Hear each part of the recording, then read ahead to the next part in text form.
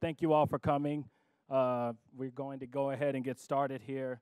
So I think this is a great way to start the semester, and not only start the semester, but start Black History Month by speaking truth to power and understanding the different contexts of what exactly does speaking truth to power mean, right? So I think I want to start off by saying, when a reporter asked me the other day, they asked me, well, what exactly does institutional provincialism mean? And I asked the reporter, I said, well, what do you think it means? Like, what's your definition of institutional provincialism? And when he read the definition, because it reminded me so much of our institution, how, again, we're very linear, very baseline, bottom line, exactly what the different text and formula says. And he read it. He read that it's the idea of narrow-mindedness from a small place into a big metropolis. And I said, well, if you're able to context that in the notion of people and identity, what do you get? And it clicked with him. He said, okay, I see what you're saying. And I think that's what we're going to try to do tonight, is look at how when we bring all of ourselves, we bring a sort of identity. We all bring a sort of bias or some sort of mindset into this vast metropolis of higher learning. But what happens when we continue to bring more of the same identity, more of the same like-mindedness and narrow-mindedness, to the point that the very institutions that are set to broaden the horizons and advance technology and society advances only the benefit of the few by marginalizing the many. And so what we hope tonight is to start to define what it means to not only institutionalize, but what it also means to soul search, right? What exactly does it mean to normalize oppression? What does it mean to normalize marginalization to the point where we ourselves censor ourselves from the very institutions that we are supposed to provide insight to? So with that, we're going to go ahead and get started. So our guest of the night is Dr. West. So it needs no introduction, but he's made his film in the debut. By the way, I have to write this down because it's a lot. But he made his film debut in The Matrix. He was the commentator with Ken Wilber in the official trilogy released in 2004. He's appeared in over 25 documentaries and films, including Examine Life, Call to Response, Sidewalk, and Stand. Last, he has made 3 spoken word albums, including Never Forget. So I would like to bring to the stage the professor of practice at Harvard Divinity, and as well as a close mentor to myself, Dr. Cornel West. Love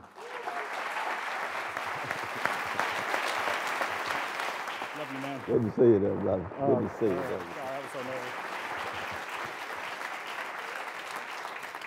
What a blessing to be back to MIT. I want to begin by saluting my dear brother Ty Austin. No, we've had wonderful times there at Harvard and Cambridge in classes on Du Bois and Levinas and Alfred North Whitehead and a host of towering figures. And when he asked me to come to MIT, I said, oh my God, it's been a while. It's been a while. I used to walk down the street as a graduate student to take courses from my dear brother Noam Chomsky.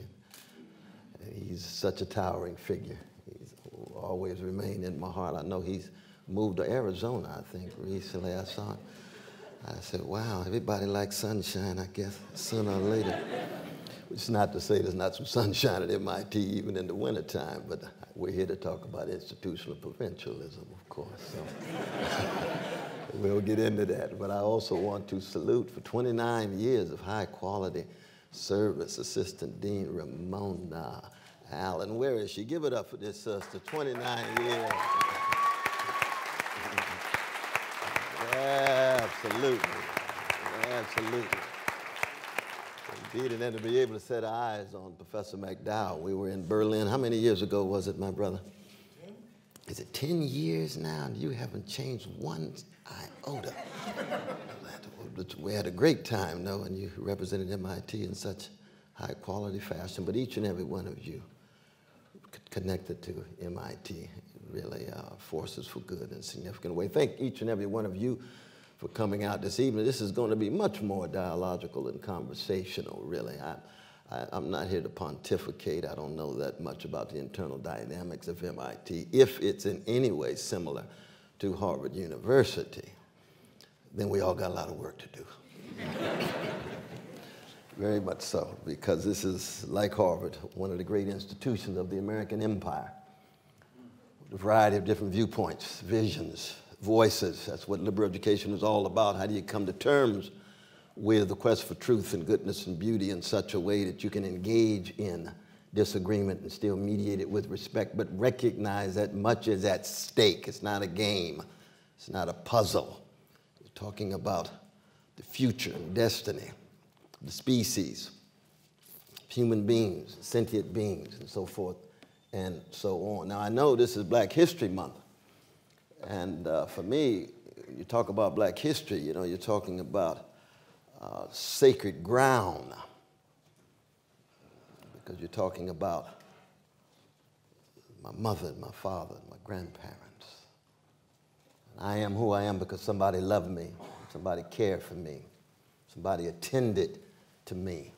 Before I arrived at Harvard and Princeton and so forth, I already had folk who had engaged in the shaping of who I am and provided a certain mode of soul craft. The Irene and Clifton West and Shiloh Baptist Church and Reverend Willie P. Cook and Deacon Hinton and Sarah Ray, my Sunday school teacher. I was already fortified before I was then able to study with the Hillary Putnams and the John Rawls and the Robert Nozick's and others in that illustrious philosophy department in the early 70s, and then on to Princeton with Richard Rorty and Sheldon Wolin and Walter Kaufman and Tim Scanlon and Thomas Nagel and Gregory Vlastos. These are all towering figures. They mean the world to me. The Israel Schefflers at Harvard. In fact, when I think about them, I have to just pause. But they're part of the same continuum as my family, my church folk, members of the Black Panther Party. I couldn't join the party because I'm a revolutionary Christian, but they were my comrades.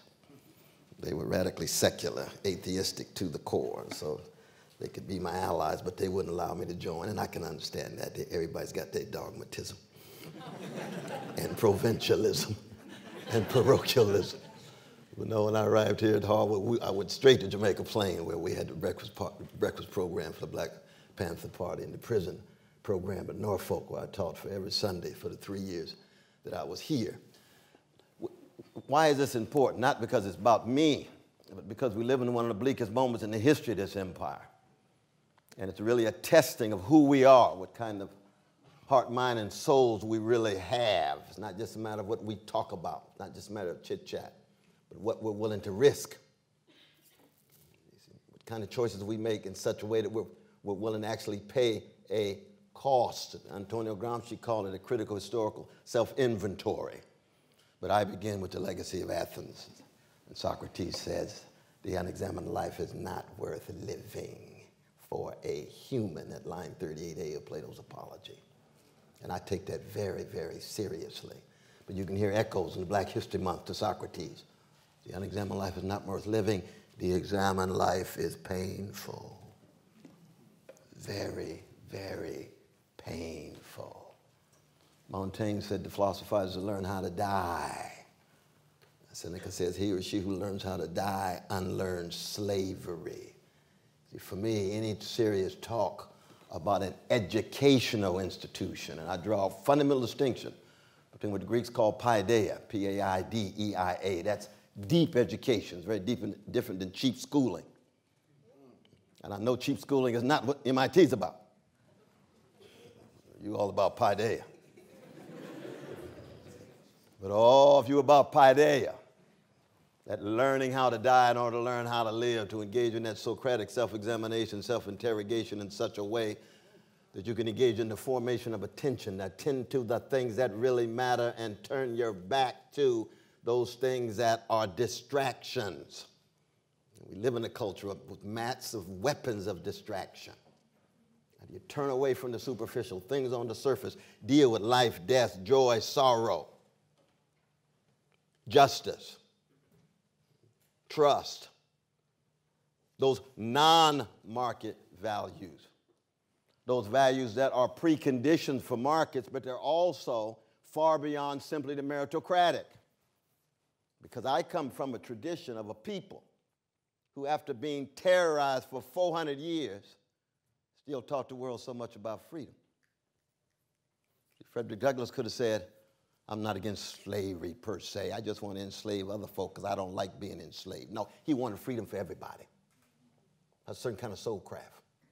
Ida Wells Barnett, when they put the bounty on her head, thousands of dollars, she had to leave the country and go to England fighting against American terrorism called Jim Crow and Jane Crow and lynching. She could have said, I will engage in lynching others who are lynching my friends. No, she said, I was shaped in such a way that I want freedom for everybody. And after 400 years of being chronically and systemically hated, black bodies, black character, black mind, black beauty, hated, demonized, we black folk at our best, we've taught the world so much about how to love. I could just put on John Coltrane's Love Supreme and just sit down and let you take it in. Listen to those notes. Listen to Marvin Gaye's What's Going On, every note, every silence between the notes. Has there ever been a figure on the stage in this country with more love than Mama, written by a genius in the south side of Chicago named Lorraine Hansberry in her 20s, A Raisin in the Sun? It doesn't take anything away from other towering figures, the Arthur Millers and the Tennessee Williams and Eugene O'Neills, but there's never been that much love on the American stage.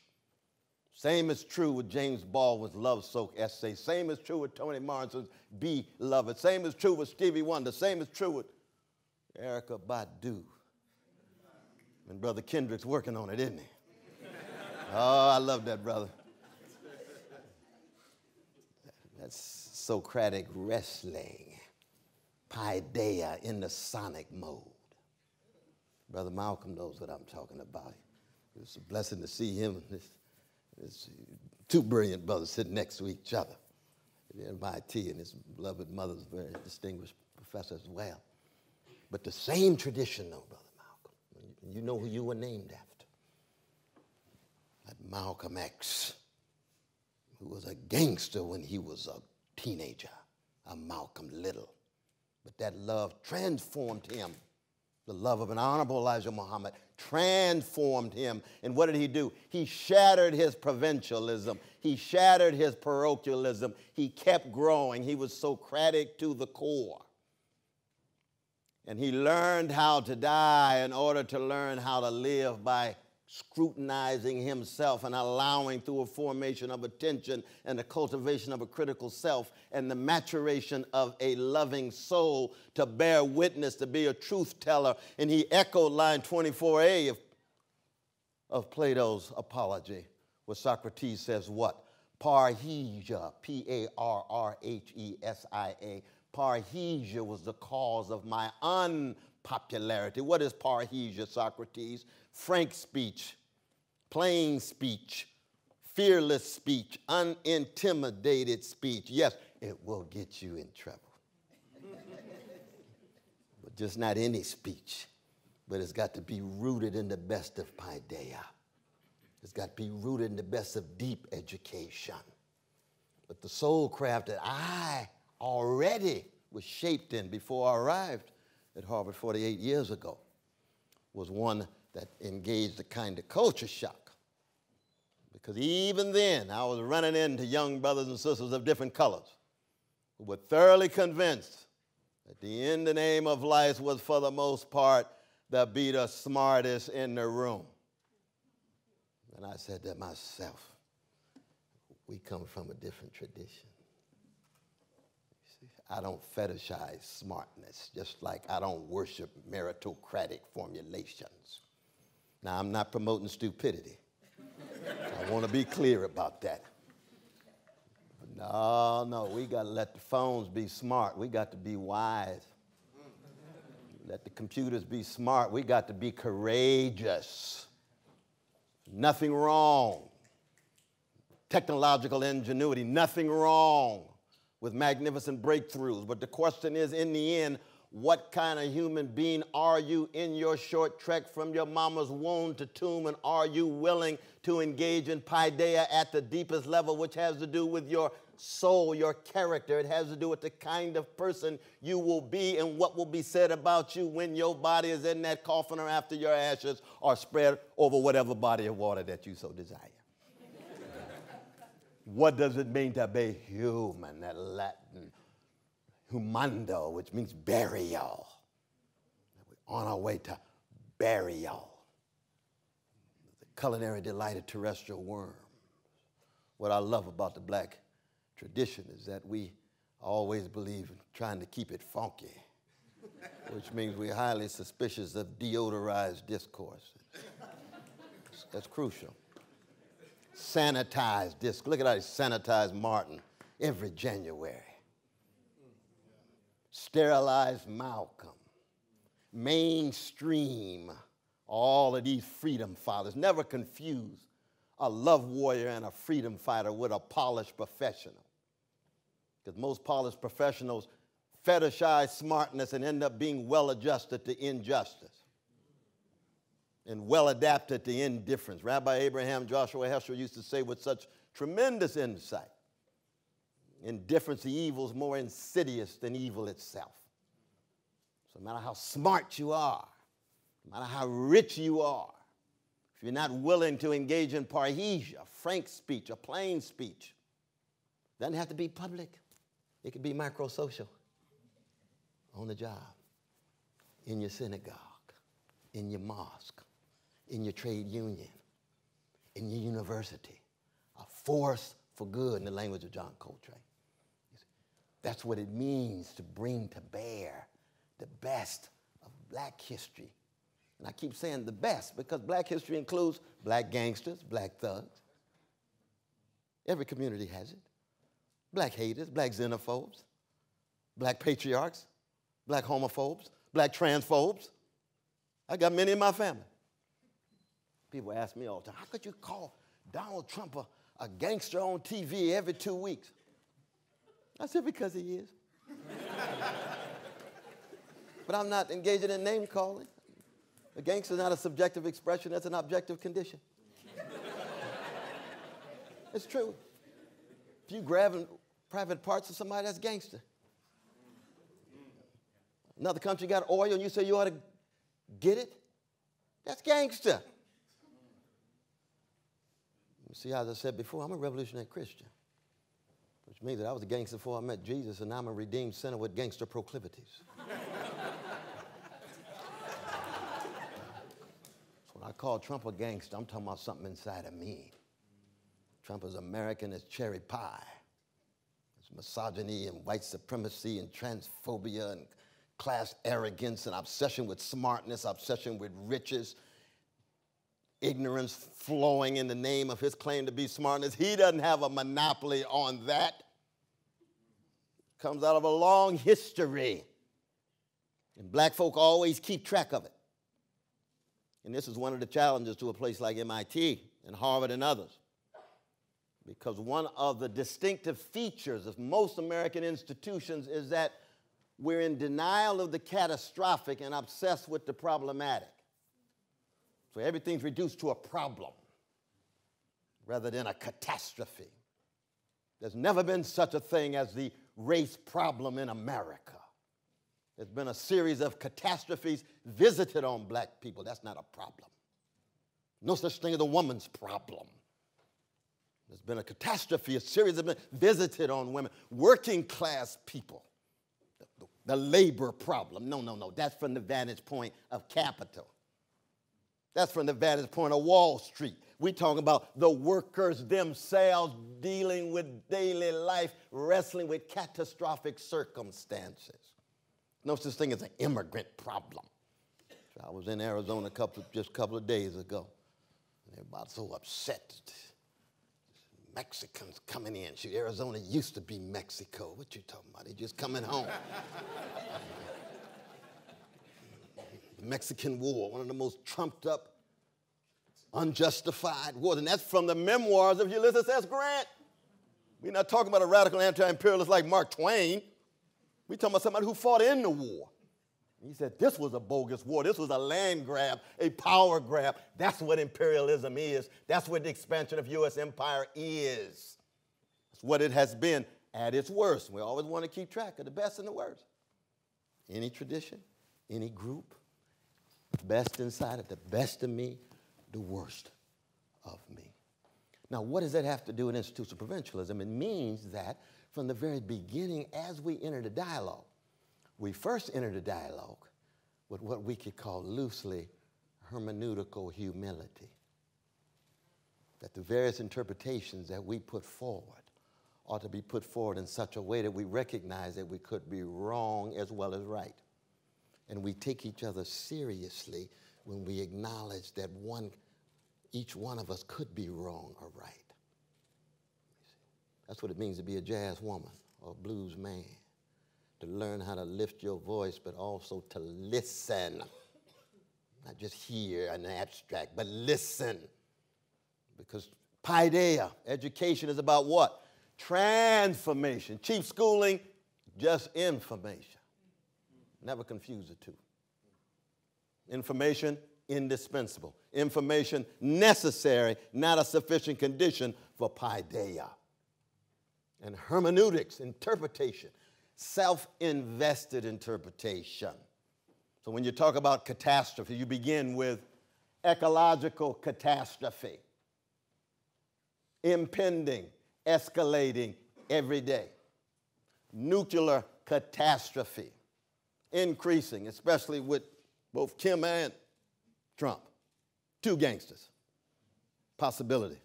Pushing the button. We haven't even talked about Russia and other countries with nuclear arms. What a bleak moment. Economic catastrophe. What is it now? The top 3 individuals in this empire have wealth equivalent to 50% of our fellow citizens, 160 million people. Well, Brother West, they're very smart and they worked hard. Oh, please. Please. Salute their smartness, their intelligence. We're talking about structures. We're talking about institutions in place. We're talking about policies that generate massive redistribution of wealth from poor and working people to the well-to-do. When I was the age of many of the young brothers and sisters who are undergrads right now at MIT, and we were struggling against the 1%, they had 21% of the wealth. Today, 1% got 41% of the wealth. That's a massive redistribution of wealth upward. And it continues. Under Obama, 1% of the population got 95% of the income growth. People ask me why I was upset with the black president. Please. I love blackness, but not enough to blind me and render me insensitive to the suffering of poor and working people. I don't care what color. And I'm stuck with the old-fashioned view that a precious baby in Yemen or Afghanistan or Pakistan or Somalia has the same value as a vanilla baby in Newtown, Connecticut, or a red baby in Standing Rock, or a brown baby on the east side of Los Angeles, or a black baby in Dorchester.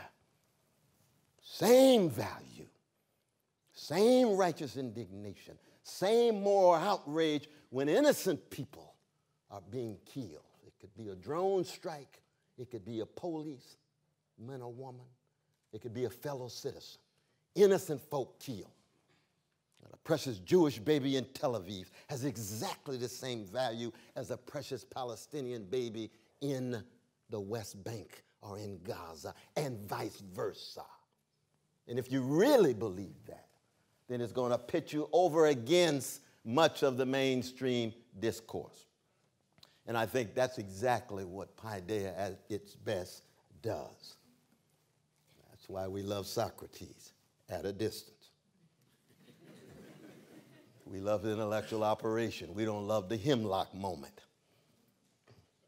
That's why we love Amos, the legacy of Jerusalem, and Jeremiah. That's why we love Jesus and Muhammad, in the world but not of it. willing to keep track of forms of provincialism and parochialism, narrow horizons, narrow-mindedness, the lack of what the great Jane Austen called constancy. What is constancy? Moral and spiritual consistency. So you're not obsessed with just one issue. Concerned just about racism, can't say a mumbling word about misogyny and sexism. Concerned about patriarchy, can't say a mumbling word about transphobia or precious transfolk. Or concerned about America, and can't say a mumbling word about imperial policies, the 4,857 military units that we have, 857 around the world, 145 countries we have U.S. special operations in, and keep track of what they're doing, from detentions to night raids to so forth and so on. That's a major challenge. It's a crucial challenge. All of us fall short. Samuel Beckett is right. Try again, fail better. As he puts in this last piece of fiction, worst word whole. Try again, fail better. But right now, at the moment of this empire, we are witnessing colossal, escalating failure. Failure of imagination, failure of sensitivity, failure of concern with the vulnerable. And yet, certain institutions, the Harvard, MIT, University of Chicago's, flourishing. So the question becomes, MIT, what you gonna do? And by MIT, we're not talking about abstract institution. We're talking about the folk who constitute this place. What kind of human beings are you gonna choose to be? What levels of discipline? What kinds of attentions? William James, the most adorable of all public intellectuals in the history of this empire, he used to say, experiences very much define what you attend to.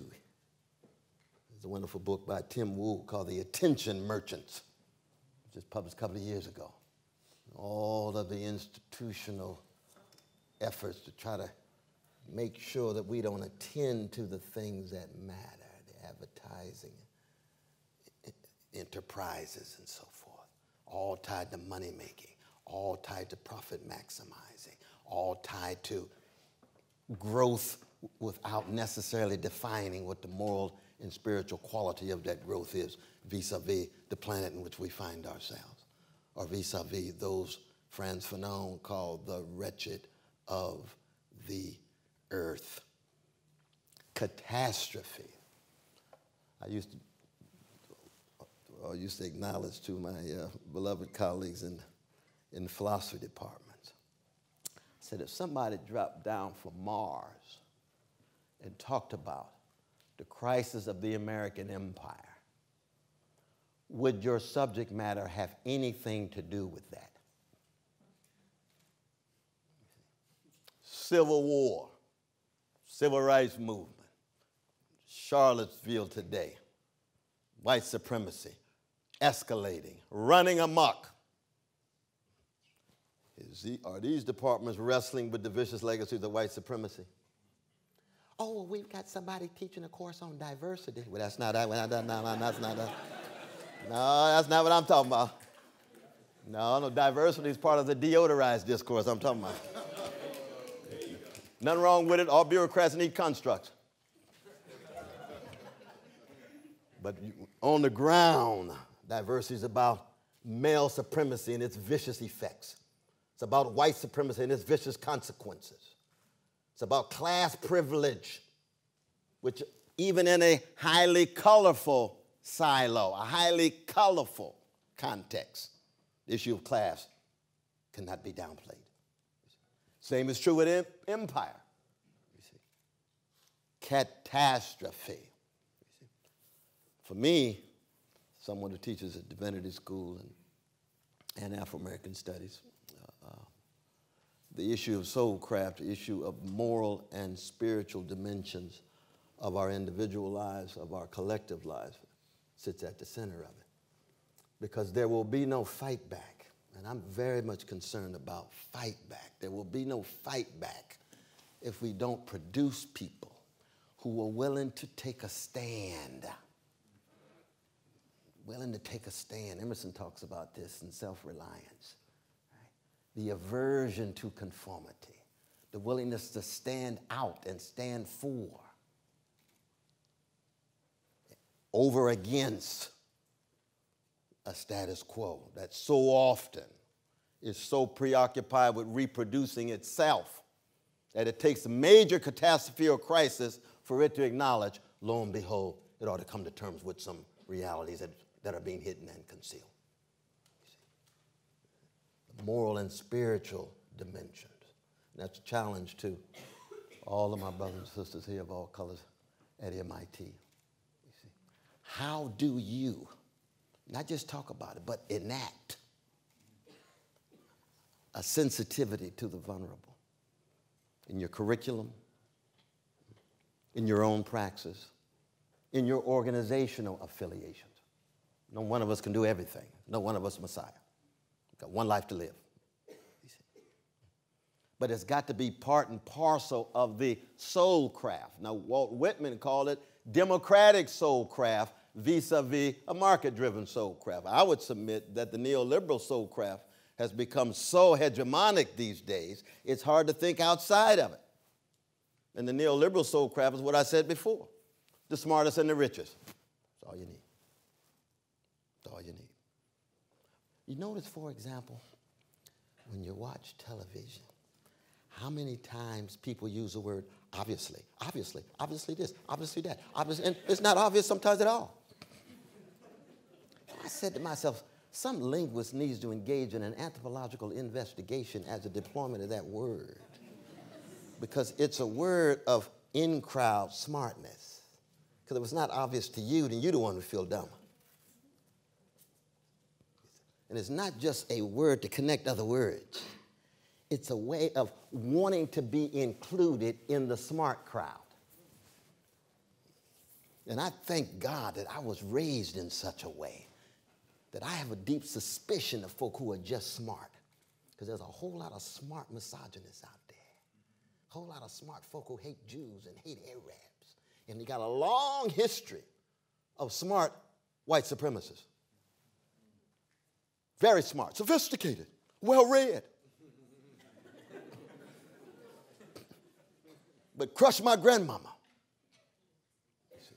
And I said, oh, I got my hermeneutics of suspicion, not just hermeneutics, humility.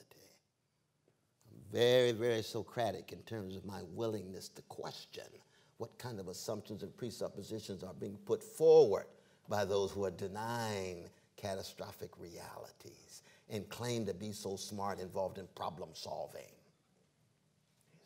And I'm not against problem solving. I come out in some ways of tradition of American pragmatism of a certain kind that's obsessed with problem solving. But I come from a people whose first experience in the modern world is massive catastrophe. It's been at work ever since. Continues today. And usually the country doesn't attend to it unless there is a major challenge, often of a violent sort. When I arrived at Harvard in 1970, they admitted 91 black students. 4 years earlier, they admitted six. And you say, oh, they had an intellectual renaissance in the black community, huh? All of a sudden, they just started admitting all these black folk. No, you had massive rebellions on April 5th, 1968, when Brother Martin Luther King Jr. was shot down like a dog on that porch in Memphis. 150 cities burning. Almost shut down the White House, or de-whiteified the White House, or blackenized the White House. First time they had to use the National Guard to protect the White House since the 19th century. And then these institutions said, I think we really do have a problem. We're going to have to do something about this. We need some diversity programs. Oh, my God. These black folk running out of control. And then what happens the next month? September, New York Times Magazine, model minority, Asian brothers and sisters. Oh, we like them. They're so silent and seemingly deferential. They're not like Jamal and Letitia. No, Brother Kim, No, no, sister, no, no. Well, they don't know nothing about the history of Asian peoples. It's a construct, juxtaposed and contrasted with the rebellious folk, angry black people. No, no, we want those minorities that come in very, very quiet. Don't want to raise too much hell. Just want to fit in and assimilate. Now, you don't know what they're doing when they get home. You say, oh, you bring in the Indian brothers and sisters and Indochina, Japan, and Korean. They're gonna put the Koreans and the Japanese together. Please read the history. Oh God, imperial vicious. All of them under the same construct in America. That's the deodorized discourse. Asians, no, they got specificity. They got heterogeneity, vast diversity. Gonna put them all under, but juxtapose it to these black folk, because they're the ones out of control. How come? Because they will straighten their backs up and they'll tell some truths at their best. Now, that doesn't mean you don't have a long history of black assimilation. Long history of black folk getting in, so glad to get in, smiling, laughing when it ain't funny, scratching when it don't itch, wearing the mask just to fit in. Paul Lawrence Dunbar talked about that. We wear the mask just to fit in. No, we got a history of misfits. History of those who are oppositional, not for opposition's sake, but because they are fundamentally committed to a form of democratic soulcraft that puts a premium on integrity, constancy, honesty, courage, fortitude. Fortitude, according to the Romans, is the fusion of courage and magnanimity, of courage and greatness of character, fortitude. Now, I would argue, in fact, and I'm going to stop because we're going to have dialogue on this, that when you talk about soulcraft in this country, you have to talk about the arts. I was glad to see the arts program. Well, it was up there. I saw the arts program here at MIT. Because the last thing you want is a lot of nerdy brothers and sisters running around being smart with no access to the arts. That is a dystopia of grand proportion.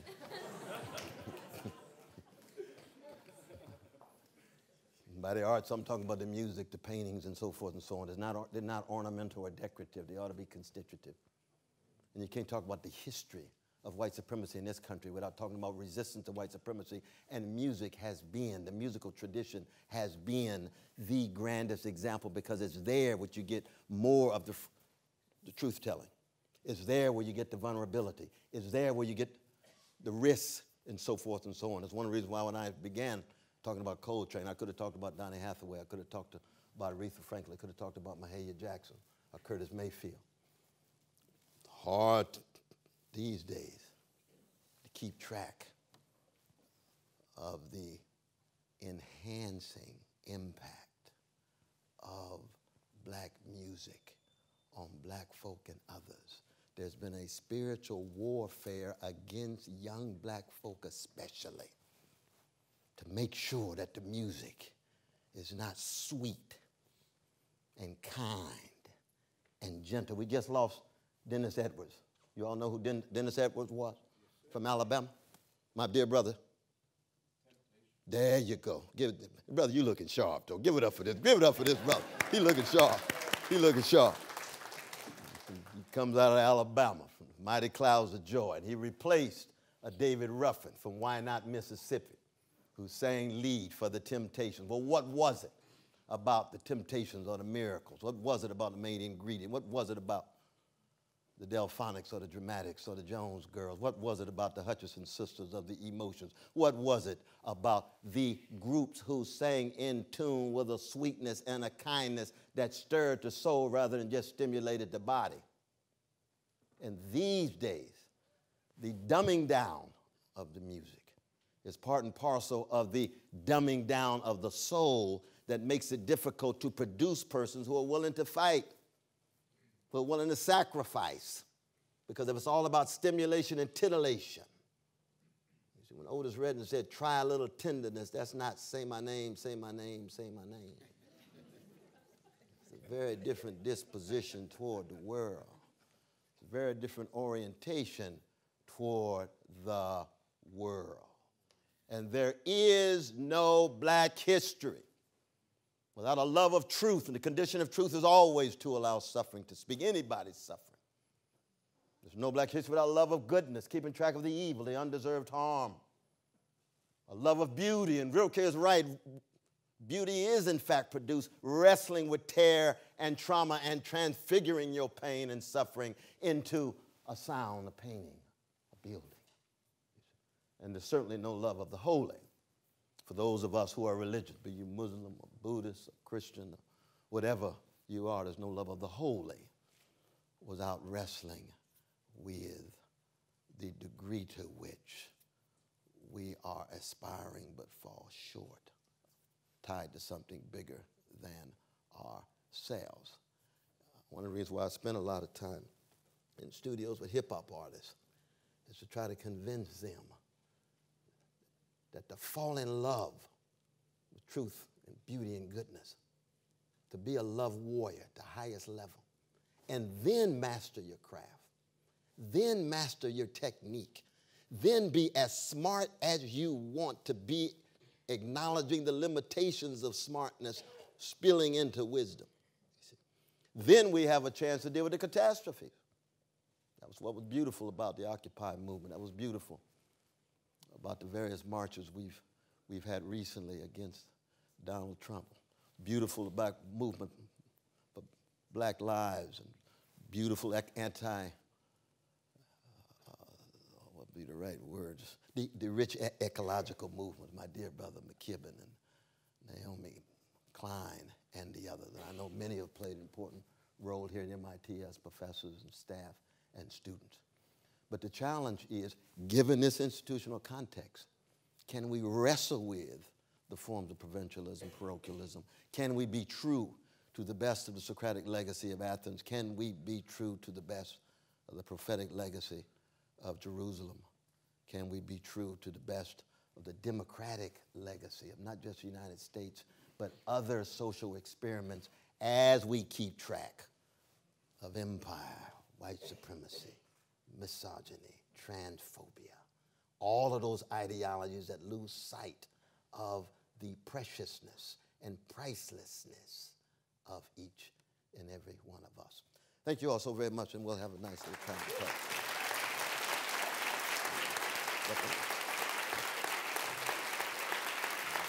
Thank you very much. Oh, thank you very much. Thank you very much. Thank you very much. Thank you so very much. You only one?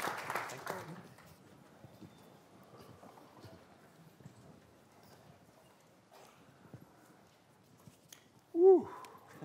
That's what I have to say. Hey, Brother West. Professor McDowell. Hi, everyone. I'm Ceasar McDowell, professor here at MIT, and I have the distinct honor of serving as moderator in this conversation. And I suspect there's not going to be much I have to do. We actually have joining us today 3 soul warriors here at MIT who are really fighting the battle in different ways. I want to introduce them, and I'll start here with Jennifer Light, who's department head, professor in science, technology, and society program here at MIT. And next to Jennifer, we have Joy Buolamwini, who's well, what is this, like the Augmented Justice League, which I just love, poet, artist, and she's currently a PhD program also in comparative media studies. And at the far end, my dear friend, Sasha Costanza-Chock, who's associate professor at civic media in comparative media studies. Our goal today is actually to have an open conversation, particularly as it relates to what Dr. West talked about and how it kind of fits in to you and your experience here at MIT. And I guess, you know, Joy, I want to start with you. I want to start with you mainly because some of the last things that Professor West said, talking about the arts and the needs of the arts in the context as a way of looking into things. But in particular, from your perspective of both being here as a student, but also having your presence in the external world here, outside of MIT. Where do you, right? You as an individual, where do you find your own kind of grounding in a place like this? Like where do you start the conversation? Where do you start the work? How do you find the balance between being in a place that is a very old institution, very provincial, and still coming at it really as a warrior in the work that you do? I tend to find my place on the dance floor, which isn't always going to be at MIT. And that is, for me, a place where I feel I can be free and I can express myself. And one of the things I've really enjoyed about being a student at the Media Lab is the opportunity to explore artistic expression. And it's actually in exploring artistic expression that I ended up starting the Algorithmic Justice League. So my first semester here at MIT, I took a class called Science Fabrication. We'd read science fiction and we'd try to build something that would be whimsical and probably impractical otherwise. So I wanted to see if I could transform my body. I realized with the 2 months we had, I wasn't going to change physics, so instead I built something called an Aspire mirror. So an Aspire mirror was a take on a smart mirror. Instead of a smart mirror that could tell you the weather, something like that, I could check my phone. I wanted a mirror that could turn me into a lion, or if I wanted to be Serena Williams that morning, that could happen as well. So I was working on building this mirror, and it was kind of working, but it had one problem. To track the face to project Serena Williams onto mine, I had to use computer vision software. And that computer vision software usually didn't pick up my face until I wore this. This is the white mask that I wore, so I could literally be detected. And so, I mean, you mentioned Fanon earlier, right? Black skin, white mask. It was literally happening in this place that is the epicenter of innovation for a class project, which was meant to be for artistic expression. And in that very space, right, that's where I'm coming up against something I call the coded gaze, right? A reflection of the male gaze and the white gaze in terms of what the priorities and the preferences of those who have power choose to focus on, who's visible, who's rendered invisible. And so that's how dancing in terms of playing around with ideas and so forth led to the Algorithmic Justice League. Wow. Thank you, Sasha. Sasha, how about you? Where are you in this space? You know, I think I first met you when you were in California. So that's a long time ago. But anyway, here we are in this place.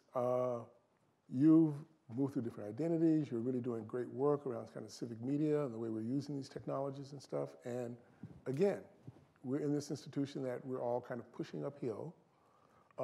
And at the same time, we have to keep ourselves charged as we're doing that push. So how are you managing this place?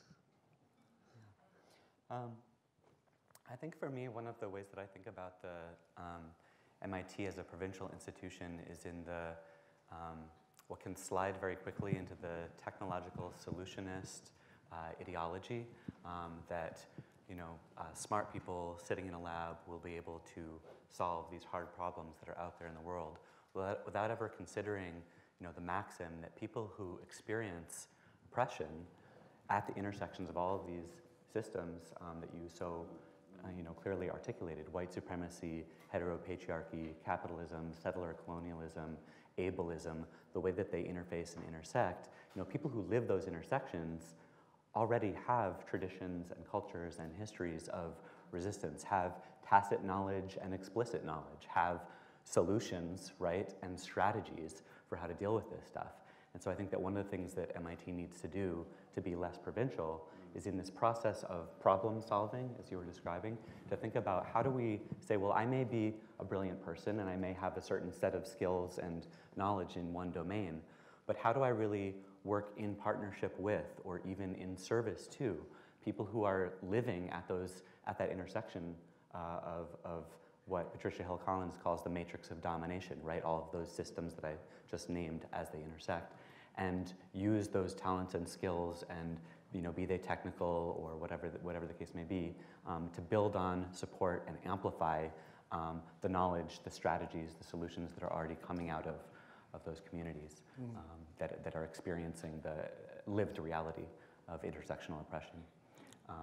And I try and do that in the classes that I teach here. So I teach a collaborative design studio where I work with MIT students, and we go and partner with community-based organizations and social movement organizations around the city of Boston usually, although sometimes they're elsewhere, and we try and develop work together. And what, to answer the question, what sort of gives me energy and hope, I think, is those, in that context as an educator, is seeing those moments where I feel like it's moved from me just saying the things that I just said about how important it is to listen to a student really internalizing that and building on it, and through this practice, getting a shift in their vision about what it means. So we were working on a project about gentrification and displacement in the Boston area, and we should talk about, if we're going to talk about calling out institutions and speaking truth to power, we need to talk about MIT's role in the gentrification and displacement process of working people from the Cambridge area and the broader Boston area. But so we were working on a project focused on that, and we went to a meeting of the City Life Vida Urbana, which is a community-based organization that actually has worked closely in partnership with Harvard Law School to try and defend people's right to the city, as David Harvey articulates it, right?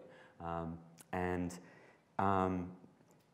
in the City Life Vida Urbana meeting, there was an intake process where there was a young woman who was talking about her experience of being made homeless through the rising rents in the Boston area, and how she had to sleep in her car with her young daughter for a period of several months before she was able to get housed again, partly through the efforts of City Life and that whole sort of network.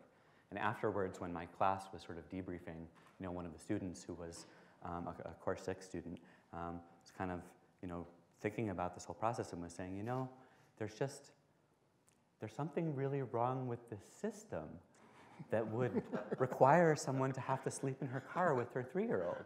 And she was thinking it from the perspective of a systems engineer. Like she didn't mean system, and she wasn't just like, it wasn't ideological like speak that she was just repeating. She was like, how is this system configured that would put this person in this position? And so that type of moment, gives me hope and energy. Wow, thank you, thank you. I think I come at it as the head of a department at the sort of meta-institutional level. And one thing I want to clarify, because not everyone in the room has taken a class in the Science, Technology, and Society program, is that many of us in the department are somewhat annoyed with the name of the department, because it suggests that you have science and technology over here and society over here, instead of the foundational argument of the field, which is that science and technology are society. And we see that in the knowledge that's produced, in research design, and in the implications of technological systems once they leave the lab. So for example, it's not a coincidence that in the middle of the 1800s, biologists at Harvard and other eminent institutions decided in their research that African Americans and Caucasians were separate species. This was a very convenient idea if you wanted to perpetuate the system of slavery as natural. Or only until really the 1990s, medical studies, for example, or psychology research was all based on males as human subjects. In the same way that we talk about mankind, chair man, it was presumed that if you study men, of course, you're going to find out about everyone. Now, of course, now we know this is completely false. Women metabolize drugs differently and so on and so forth. But so the way that we think in STS is quite, it resonates quite a lot with what Joy is doing, and we see, the algorithmic bias that you talk about and are trying to eradicate. That is one example of something that has been around essentially since the dawn of science and engineering, because science and engineering are done by people in particular times and places. And so, the goal in our very small department is to help students develop what you were talking about, Dr. West, critical self-reflection. What does it mean to be human? Well, they are humans working in a particular time and place, and if they realize that the Harvard and Princeton professors in the 1920s thought immigration law should be shaped around eugenics because there were certain populations that were better than others, smart people have lots of bad ideas. And, history can be a tool to understand that and then take to your own present. So that's how we think about these issues in STS. A question I want to throw out to everyone. One of the things about MIT that I've known in my years here is what actually qualifies as proof, right? So you take and you ask the question, how do we make a change here? What's needed here?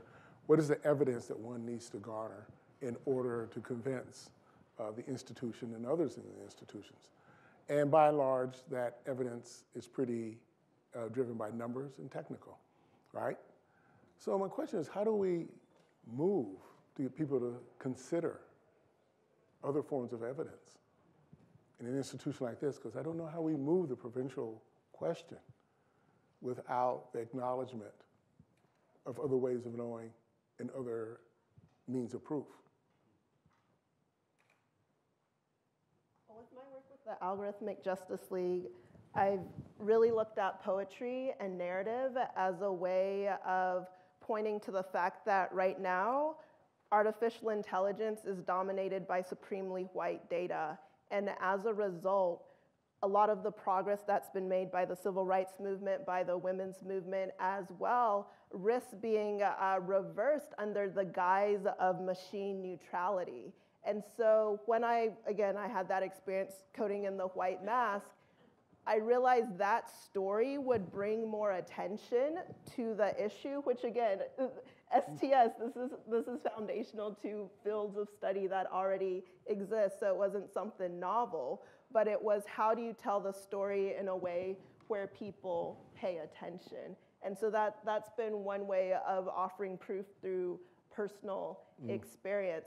And that can also be in narrative with empirical evidence that comes in numbers. So for example, if you look at what we considered a standard, or maybe what you might call the curriculum for an algorithm, which is based on machine learning, is the data. So we assume that the standards for a benchmark are going to tell us how well we're performing on a specific task, but we don't always question the standard. Why I bring this up is after my experience, I started looking at the benchmarks or the standards for facial recognition. And I looked at the most prolific standard for facial recognition, and it was 77.5% male and 83.5% white.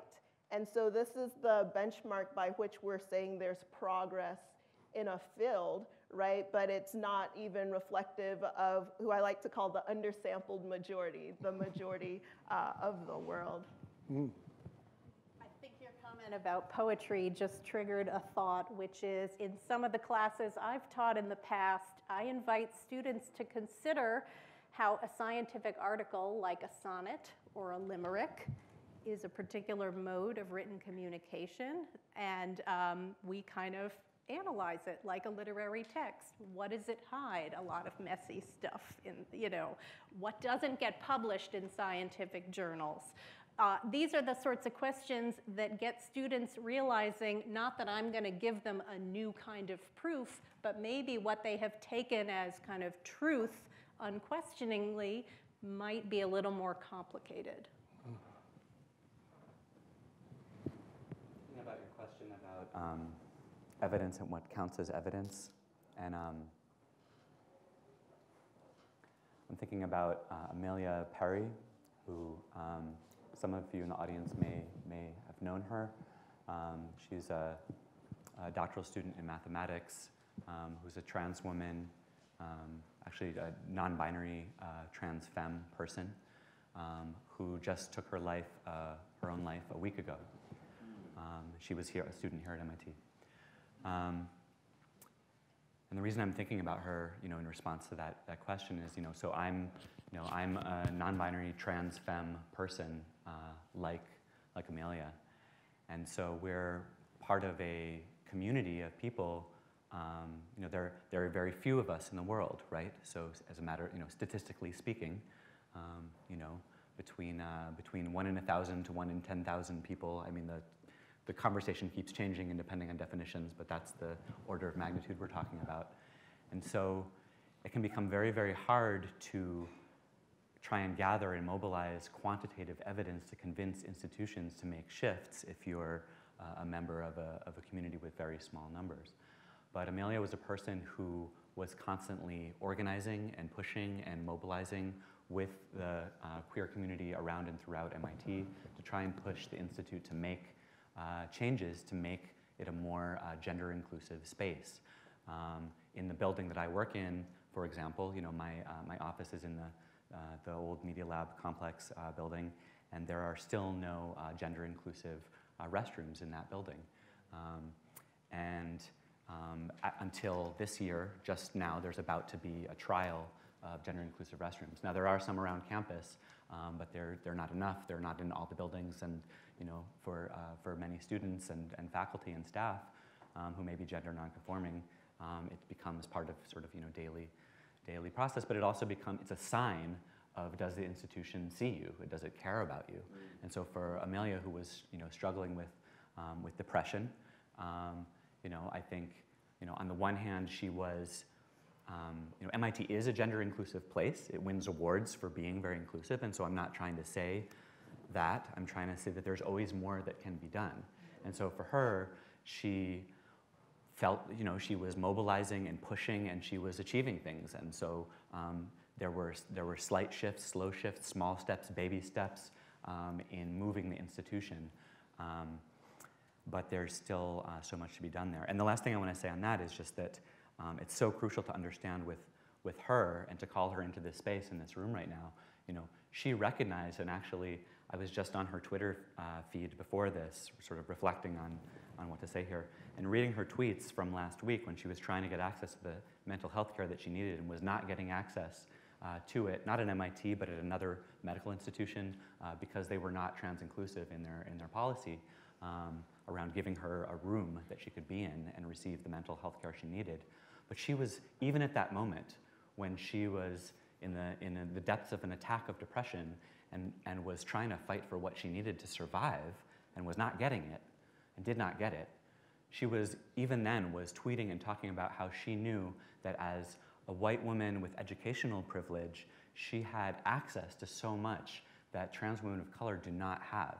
And that's why 80% of the murders of trans and gender nonconforming people are women of color, trans women of color and black trans women, who are being killed in record numbers, even at the moment of the so-called trans tipping point. So that the mass media visibility of, you know, of Caitlyn Jenner and of Laverne Cox and of Janet Mock, who are doing, you know, amazing work. Well, maybe not Caitlyn, but the other two. Even at the moment that these incredible, powerful, beautiful, black, trans, radical women, and if you haven't watched Laverne Cox in Dialogue with Bell Hooks, I go Google that, you know, after this, at the New School. They're doing this work, but trans visibility is not translating, right, directly into trans survival, especially when we're talking about poor and working class trans women of color. And so that idea that you can hold solidarity and love even at the moment when you're facing so much, I wanted to call that, you know, into the space here tonight. Thank you, thank you. You know, there was a towering intellectual. He was my teacher. His name was Thomas Kuhn, who taught here at MIT for many years, but he taught at Princeton before he arrived here. And I'm sure students still read Structural Scientific Revolution. Is that right? Yep. Is that required reading? I think it's on their graduate generals list in my No, program. it needs to go higher than that. It needs to go higher than it. You need to. Then the reason I say that is because it's this issue of evidence, arguments, try to deduce various kinds of conclusions, follow through on valid inferences. The evidence usually on the most crucial issues is underdetermined. So it's polyvalent. It's subject to a variety of different descriptions and interpretations. And Kuhn and Nelson Goodman and others used to make this point.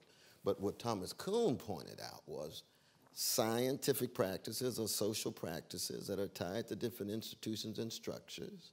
What gets studied has much to do with who has access to the money. Where is it coming from? U.S. government contracts have a certain set of priorities that go with it.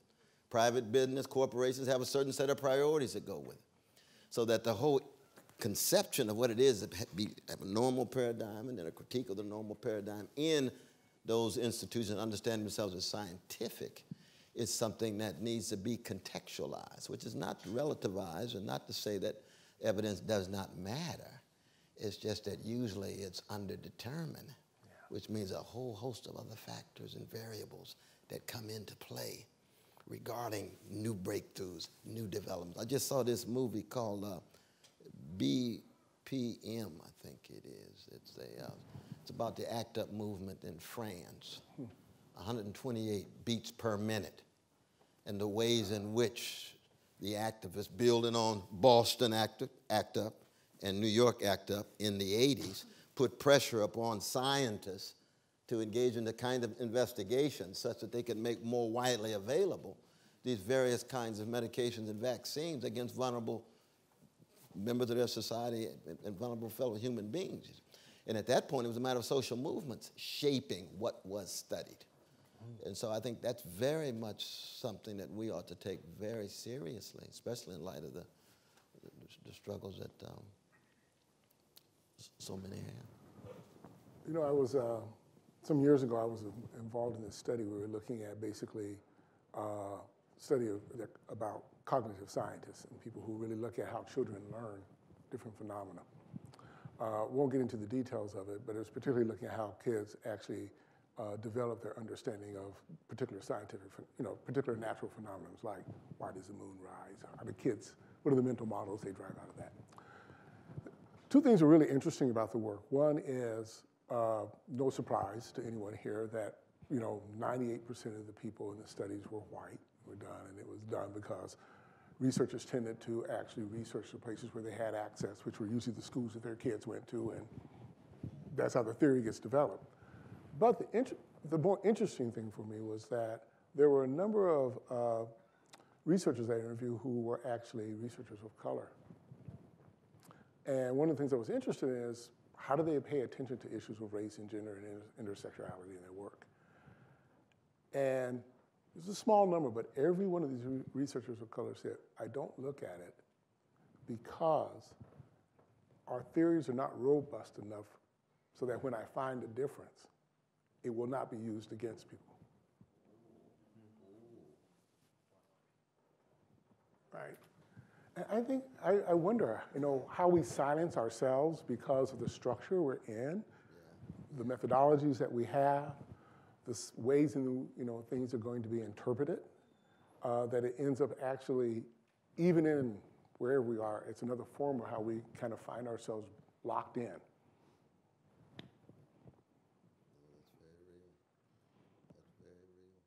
And there's something kind of like the flip side, because I took a lot of neuroscience classes when I was in college. This was in the 90s, and one of the leading neuroscientists in the news at that point was this guy, Simon LeVay, who was trying to find essentially a region of the brain where homosexuality could be located. And the reason he wanted to do this was because of US civil rights laws. If it's sort of an immutable characteristic, you're protected. If it's not biological, you're not. So, this is the opposite of the silencing, but it's a way that the larger social and political structure literally determined what the guy was studying, what he wanted to find, and so on and so forth. And thinking about policy structure, when we're thinking about fairness, accountability, and transparency within AI, oftentimes there's a lot of talk about protected classes, right? But there isn't an intersectional view. And so when Kimberly Crenshaw was talking about intersectionality, she was talking about loopholes in the law where, as a woman of color, as a Black woman, you might be able to reach maybe a 4/5 threshold to say this thing that happened to me was unjust. But if you were lumped with all women, or if you were lumped with all Blacks, it didn't necessarily meet that threshold. I was finding the same thing within algorithms and also within data sets. And one of the things that I've been doing is doing intersectional analysis of the data that we have, which is still largely pale and male, right? So going back to another benchmark I was looking at recently, when I did an intersectional breakdown of this benchmark that's used by the US government to determine how well facial analysis technology works.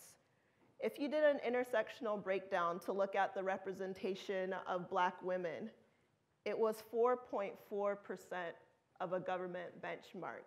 And if you consider that people of color are 27% of the US, right?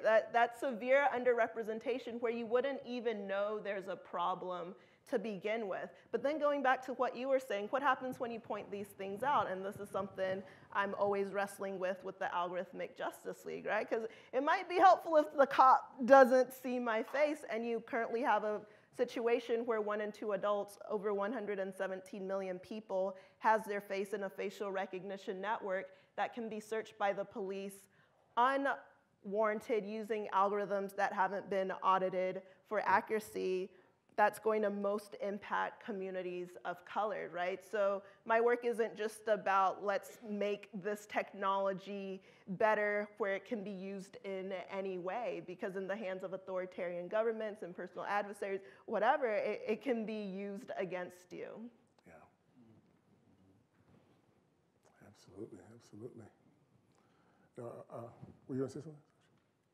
Oh, okay. I was just on this point, I have this friend who I won't mention his name, but he's head of security for large housing development, and they have cameras in the housing different developments. And they have a lot of them around the country, and it's all monitored by one place, right, in Virginia. So it doesn't matter where the housing complex is. It's all monitored by one place. And he did this test himself once, where it sends out alarm messages to be aware to the local security, to the security guard who's present if they think there's something going on that's a little bit of a threat. And the little test he did was he would vacillate between having 4 black guys stand outside the front door and have 4 white guys do it. And it never sent an alarm when the 4 white guys were outside, right? So it wasn't counting the number of people, just the number of people. It was also doing something about the color of their skin to send the alarm. The good thing about it, he was in the position to pull that contract, which was a good thing, and localize that system, which still has its problems, but I think what you're pointing to is just really true, and it happens. It has real implications. I think sometimes in our universities, and particularly places like MIT, and this is one of the things I have a real concern with.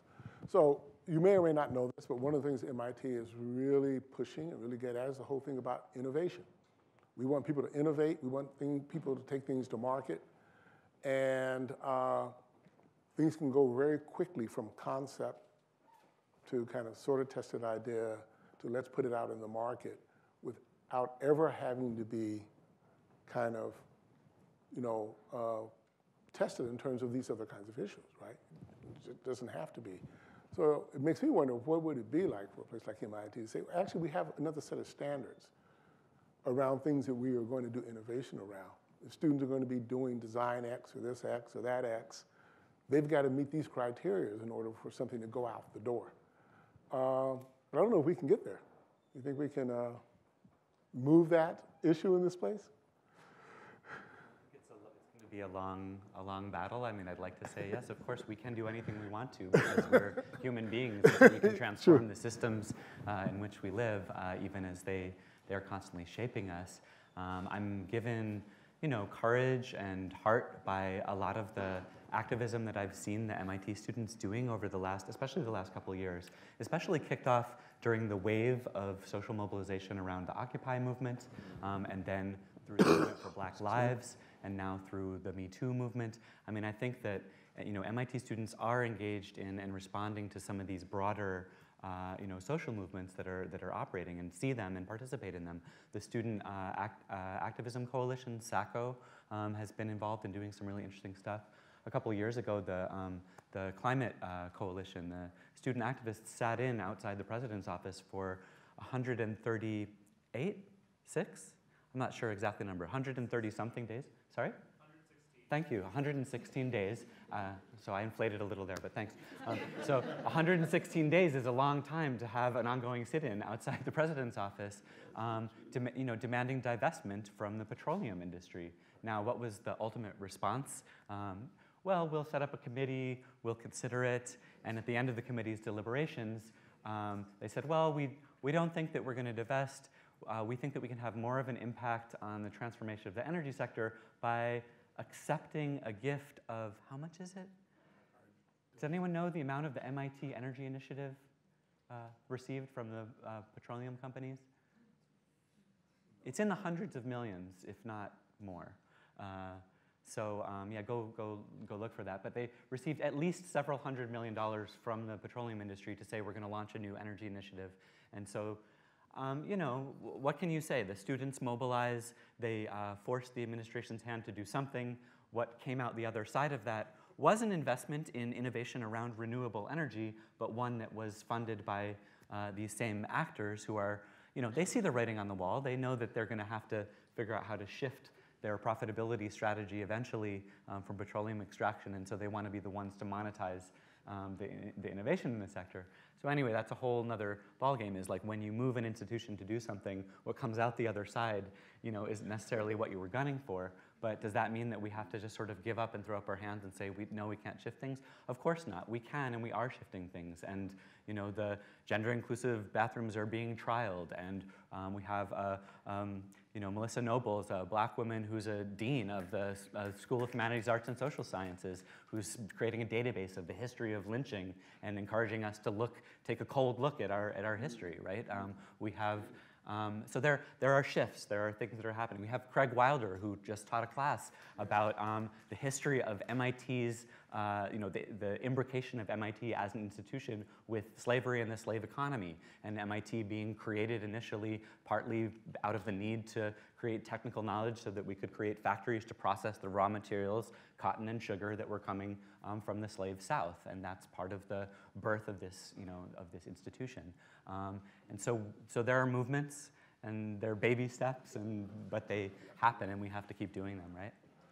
Another path for inclusive innovation is having more inclusive people, right? Building what the future of technology will be. Earlier you mentioned BPM, beats per minute, and I had an opportunity of working with Alicia Chong, who's currently started a company called Bloomer Tech, which is focused on women's heart health. So cardiovascular disease is the #1 killer of women in the US. 1 in 3 women who die of cardiovascular disease, yet less than a quarter of research participants for cardiovascular disease are women. The way in which the symptoms are taught in med school follow a male model of the disease, and so you don't even have the data, right, that's necessary to really study this. So what her innovation was to use the bra as a platform. 80% of women in the US wear a bra, right? And so they're using that to collect the richest data set of women's heart health over time. And they are about to go to do clinical trials in the next couple of weeks. And I met her my first semester here at MIT, which was 2 weeks ago. Then she went through the Delta V program. She's now a Legatum Fellow. But that's what gives me hope, right? She's a brilliant electrical engineer who came in from Costa Rica. In addition to doing her startup, she also has a mentoring program for girls in Latin America to bring them into STEM as well. So when we have more inclusive innovators, right, we have more inclusive innovation. I do think I agree with you, and I'm glad that you brought that up, because I think it could also help us open a conversation around what does it mean to create, what does inclusion mean? What is, I'm worried about the slippage to the language of diversity and inclusion in the innovation space, because partly what it could lead us to is a situation where we have lots more innovators and creators of color who then create, or women of color, et cetera, who create capitalist firms that at the end of the day end up extracting value from from labor, from a bunch of people producing their devices, and so on and so forth. So how do we also shift the innovation ecosystem so that we're thinking about models of firms? For example, the conversation about platform cooperativism, the idea that we should be thinking about how do we launch firms that have something built into their DNA, something other than profit maximization in their actual corporate charters. So platform cooperativism is the idea that as all of these sectors of the economy get taken over by information intermediaries like Uber, who match someone who owns a car with someone who needs a ride and extract a whole bunch of value off the top without ever paying an employee, right? Or taking on any of that risk or liability. What if Uber was owned by the drivers, and so on and so forth? So if you imagine different sectors of the economy disrupted, not by a new boss, who in some ways is worse than the old boss, but actually by worker-owned platforms. And we need to think about what does that look like? How do we shift the innovation ecosystem at MIT to support triple bottom line firms and worker cooperatives and other types of exchange that don't only respond to the profit margin? So, Brother West, I really heartened by what Joy and Sasha just said, because I think there are a lot of people who are coming into the academy who are really trying to do things differently. But at the same time, it makes me wonder, but is that enough? Is it enough to have individuals trying to do things?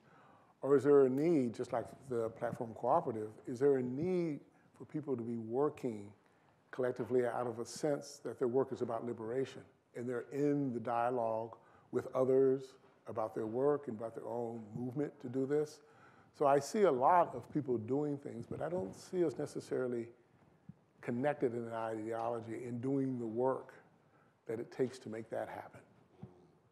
I think one is you have to have a broad enough vision that allows for solidarity work across a number of issues. Because even among so-called progressives, the leftists, they tend to be highly balkanized when it comes to very crucial issues. But one of the distinctive features of what I call loosely the neoliberal soulcraft is to convince the younger generation there is no alternative to the status quo and the system under which you live. So you can be as creative, innovative as you want, but you're still a tinkerer because the overall structure cannot be changed. So you come in with truncated imagination. And that truncated imagination has a limited vision. And all of that rich creativity gets filtered within that context, that there is no alternative. I think what was exciting about my dear brother Bernie Sanders, and Bernie Sanders is no revolutionary. I mean, I love my brother. He's a Brooklyn brother. He's no revolutionary, but as someone who talked about coming from a socialist tradition that carried with it a notion that there is an alternative, that we can think and authorize reality outside of the existing framework, and the tremendous impact he had. We know that, if the fellow citizens in this country, if the only persons could vote were under 30, Bernie would be in the White House right now rather than Donald Trump. And that says something about the younger generation. Same is true with a poll now, right? You got more young brothers and sisters of all colors who prefer socialism over capitalism. Now you're asking, what does socialism mean? Well, things get vague. What does capitalism mean? They're talking about predatory capitalism. They're talking about the highly Wall Street driven lack of accountability, escalating wealth inequality, no serious focus on poverty, wage stagnation, and so forth and so on. So you have to be very clear that these polls are very, very loose and vague. But there's this sense of the need for imagination. And this is true not just here, but all around the world. There are alternatives. Socially, economically, they're very difficult. They do build on what's in place. You don't work with a clean slate. But at the same time, you have to be able to think more broadly. And we've come out of a period where it was just it was very, very difficult to convince young people that there was an alternative as opposed to just fitting in to the system and status quo. Things are beginning to become broader and looser, but I mean, we just hope it's not too late. I mean, the problem is that these catastrophes that I'm talking about, they are impending in such an intense way. And the authoritarian populisms that are taking over Turkey and Kenya and India and USA. These are and neo-fascist folk emboldened everywhere you go. It's not just the United States. We just hope it's not too late. But whether it's too late or not, we got to commit ourselves to go down fighting. I mean, I come from a tradition that says it don't mean a thing if it ain't got that swing. And it's got to be some sting in the swing in terms of hit, bite, analysis that keeps track of the least of these. And then you go down swinging and you pass it on to the younger generation with a smile. Got to keep a smile. Got to keep a smile because there's got to be some joy in it. If it's just done out of joylessness, then you're not going to be a long distance runner. You're not going to be a long distance. You're not going to stay in it for long. So I'm actually going to try to open this up to the absolutely. audience. We do have some mics. There's one here and one there. And so we would ask that you come up to a mic if you want to join into this conversation.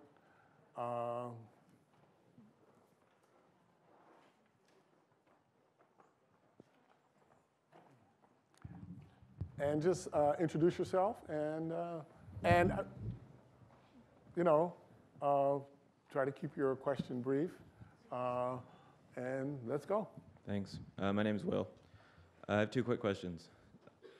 Do you think under capitalism you can abolish special oppression like racism and transphobia? And, what's your definition of revolution? What is my definition? Yeah, you call yourself a revolutionary Christian, but like, what does that mean? Revolution in its generic sense is the transfer of power. The transfer of power from one set of individuals, group, or class to one that has to share power or a new emerging class or another group. A transfer of power. The American Revolution was not a transfer of power when it came to the social structure. It remained the same, but it was a revolution because the imperial elites were driven out. And you ended up with post-colonial elites who raised the question, can we govern ourselves? That was a transfer of power.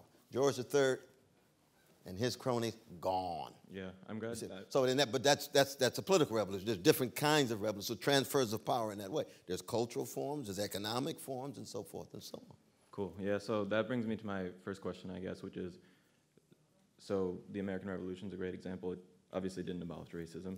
It didn't involve what? It didn't abolish racism or any sort of special oppression for that matter. Yeah. It's predicated on white supremacy slavery. Go right ahead. Clearly, so. But, and indigenous people's land. That was the first one. Of course, of course. So that's the first one.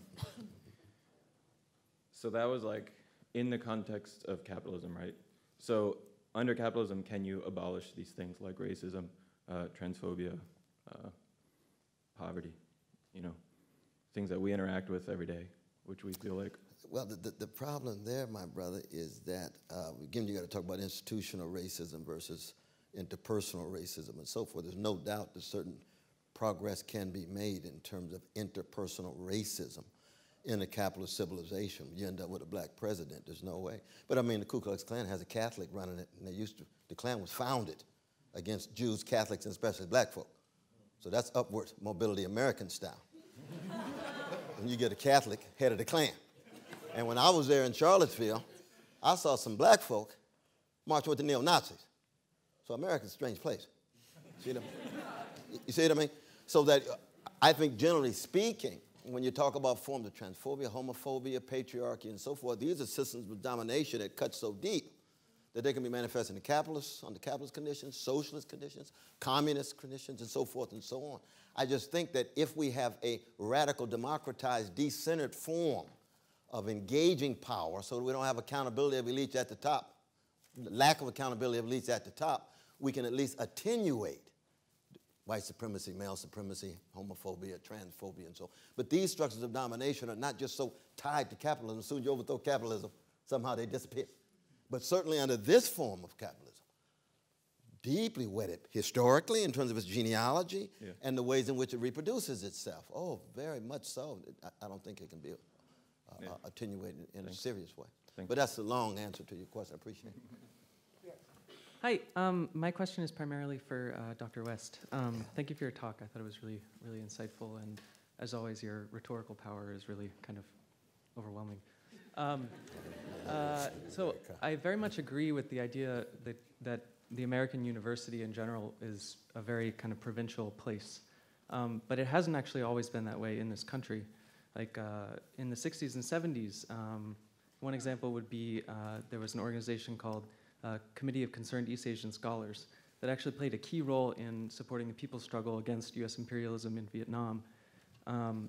But the wider situation in the US was very different at the time too.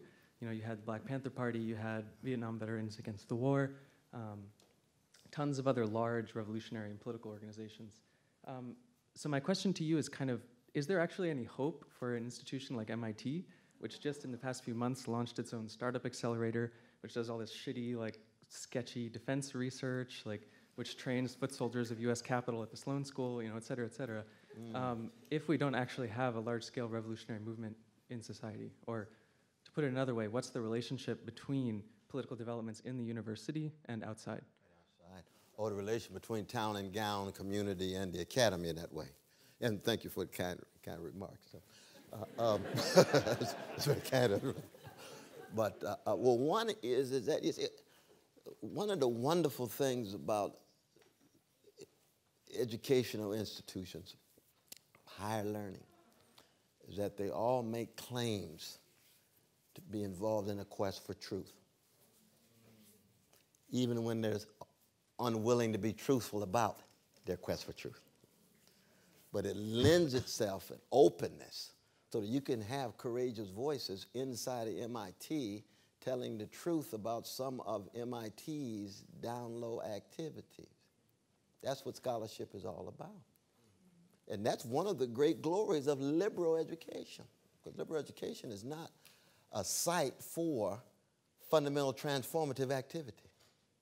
See, MIT and Harvard and these places will never be fundamentally involved in the fundamental transformation of the status quo. It's like asking the Catholic Church to be somehow all followers of Dorothy Day. It's not going to happen. It's like asking for synagogues to follow Rabbi Heschel. Not going to happen. But the voices, the Heschels, the Days, the Chomskys, and so forth and so on, these magnificent voices up here, very much part of MIT, right? You all represent the MIT just as much as anybody else. But the dialogical clash takes place. So the truth that you talk about, let's tell it. But when it comes to fundamental transformation, you never look to Harvard and MIT. You got to look to social movements. You got to look to social movements. And those who are sensitive, those who care, they will respond to the social movement, you see, and become a part of it and play a crucial role in it. And those social movements can learn a lot from some of the smart folk at MIT. Because the folk at MIT who are very smart, they're not wasting their time. Smartness has its role. It just has its limitations. See what I mean? And social movements need some MIT folk who do their homework. I mean, I assume everybody does, but I mean, you know, you got to add that just in case. But you see the point I'm making? No, absolutely, absolutely. So you never, again, you don't want to homogenize any institution. The variety of different voices, perspectives that are contesting here, and this is true for any place. I'd like to actually open that question up. Sure, absolutely, absolutely. Others might have some comment on that. From inside, or maybe not. Okay. Look, I'm not going to speak. My name is Sultan Sharif. I want to thank all of you and Dr. West for speaking. What you're describing is what my life is. I think about these things every day. I'm from Detroit, ran a youth program for 12 years and a media company, filmmaker. I then realized a lot of the problems in the system, and so it's like I need to go somewhere where I can design at a higher level, and then came to MIT. So a bit of a non-traditional graduate student. But to that last, I wanted to address the last point you made, where you said, one, I hope it's not too late. It's not too late. There are a lot of us here. I'm here. The world has not seen what I'm capable of yet. So, and I came here to develop that and to learn from people like Sasha and yourself and others. So it's not too late. I work with youth in Detroit, and there's this thing, I think we're on the edge of a new type of revolution. I call it like immaculate conception, because you have these kids who, you know, they're on social media, they're on their phones, but they're not stupid. They see more and they're taking in more than any generation in human history. Like, I'll watch them sometimes, like about 5, 16-year-olds, and they'll go through Instagram, Snapchat, Facebook, onto the news, back to this, and then be texting the whole while. Like, that's doing something actually to their brains, the way they process and the way they internalize. They see themselves differently through Netflix and Amazon and having access to content. Underlying, I see these, what I see, and you said someone needs to have a vision that's sort of broad enough to be inclusive of a lot of different parties. And that's essentially what I've been working on, because I travel around the country doing workshops with youth.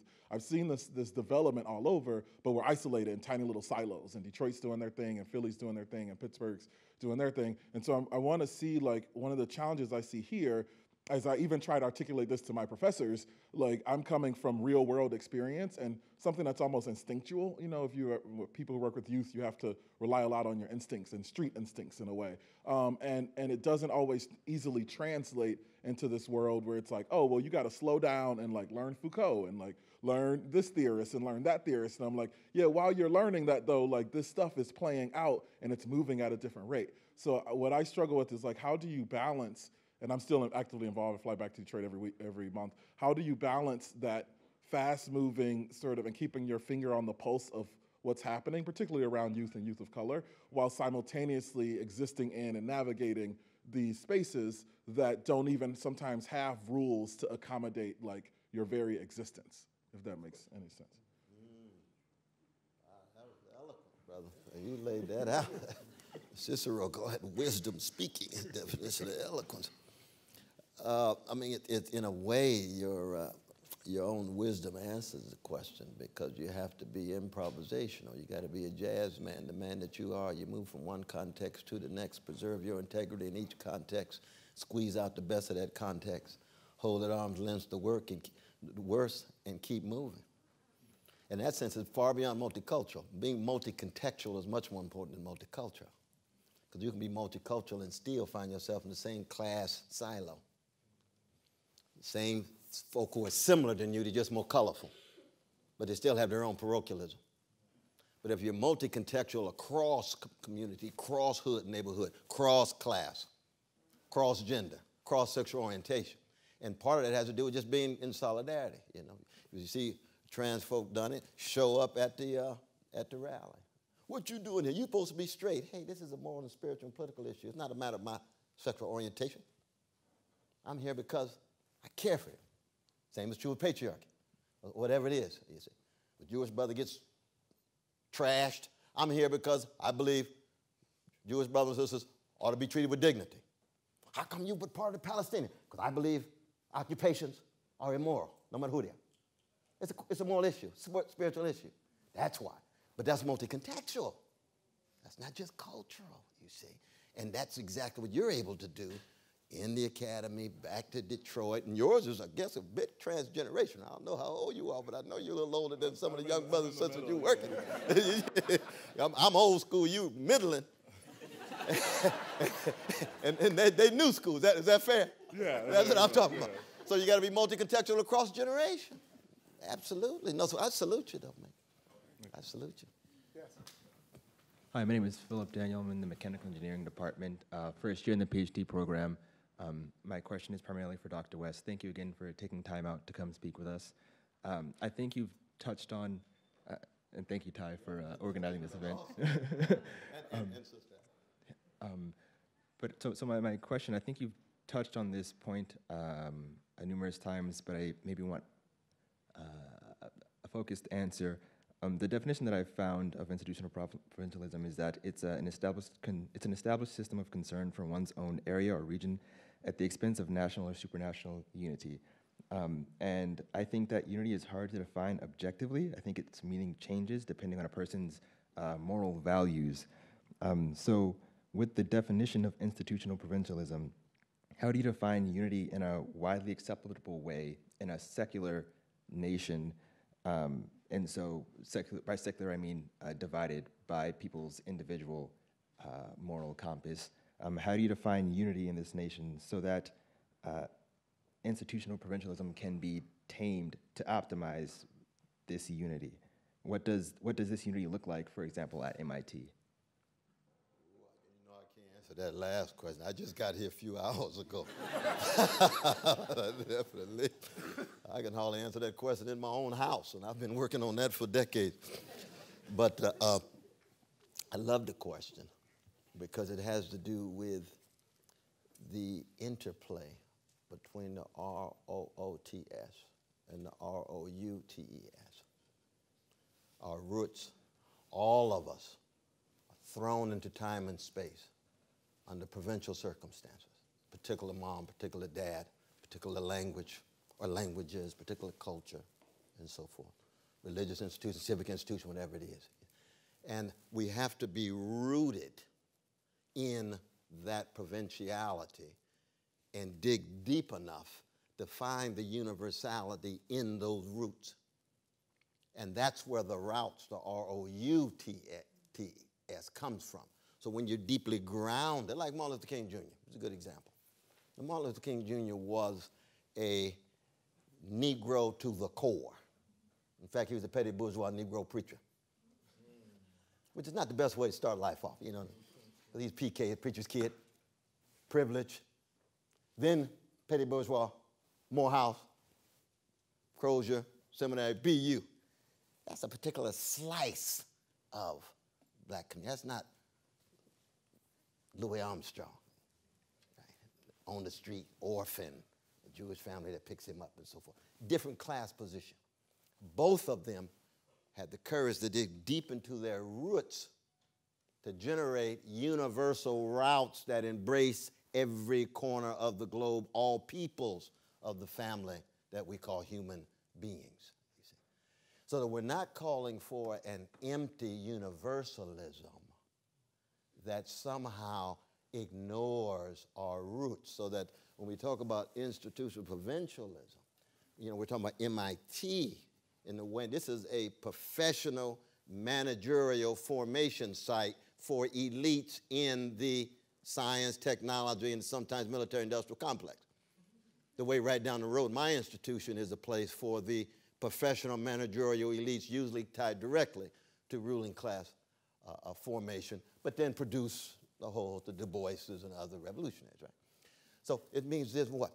That there's nothing wrong with being grounded in your roots, but you don't want to become blinded such that you can't make the connections with other people, learn from other people, listen to other people, so you end up an internationalist grounded in your particular roots. Now, there's a wonderful essay by Josiah Royce, who's probably the only great philosopher that emerged out of California, my native state, who taught at Harvard for 42 years. He wrote an essay called In Defense of Provincialism. Now, he's worth reading because based on what we're talking about, he defends provincialism against parochialism. Because he's crazy about Grass Valley, California. He wrote a novel on it at Harvard. Now, you write about Grass Valley at Harvard in the 1890s. It takes a lot of courage. Because Grass Valley is just a place for gold miners and so forth and so on. William James says, why are you wasting all your time on Grass Valley? Hey, I got some roots that the world needs to know about. We got something to teach the world. That's true for all of us in our roots. But if they're so narrow, so truncated, that they can't be broad enough to embrace others, then the provincialism sets in a negative way, in a very negative way. And that's, of course, what we've been in part talking about. But good luck in your graduate work, though, man. Thank you. Good luck, yeah. Good luck in your graduate work. Hello, my name is Soma. I'm an undergrad here at MIT in the Material Science and Engineering department. My question is more maybe like personally driven. I'm like pretty young, so I grew up when I was like 10 or 11, Obama was elected, and I grew up in Houston, Texas, so it's a very, very diverse city. Yeah. And I grew up, like my middle school and high school was spent really believing that, wow, like America's breaking through so many barriers, and like racism is behind us because we have a black president. The next president could be a woman. Like I really grew up, a lot of the education I had in high school was very liberal because Houston's a pretty liberal place. And I grew up really feeling that we are on the way to like a better America. But the whole last year has has been like a kind of like a test of like I really when I first came to MIT and like pretty early in my MIT education, Trump was elected. And it was like it was a big deal because I know I was like sobbing that day, and like it was hard for me to convince myself. It's taken a long time for me to convince myself that I wasn't living in the reality that the average American lives in. And so I came to like a personal point where I was like, I need to get past like this depression of like realizing the reality I live in is like much worse than I thought growing up. Yeah. And I'm wondering if like you all got to that point in your life and like what bolstered you to like continue moving forward despite so many things that seem wrong. Mm-hmm. And I think we can open that to the wise ones here. I mean, I'll say a word about it, but we'll open it up initially. It's a powerful question. Who wants to jump in? Wow. For some reason. But what about you, Professor McDowell? You got wisdom too.